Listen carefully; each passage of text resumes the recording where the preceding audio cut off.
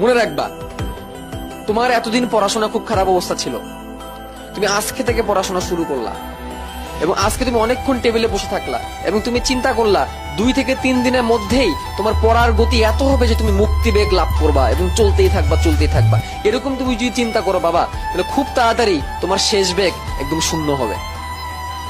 কিন্তু তুমি যদি অল্প অল্প অল্প অল্প বেগ নিয়ে তুমি যেতে থাকো, আস্তে আস্তে অ্যাসিলেশন করতে থাকো, আস্তে আস্তে তোমার যদি গতি বাড়তে থাকে, একটা সময় তোমার গতি এমন হবে যে তুমি মুক্তি বেগ নিয়ে পড়াশোনাটাকে চালা যেতে পারবা।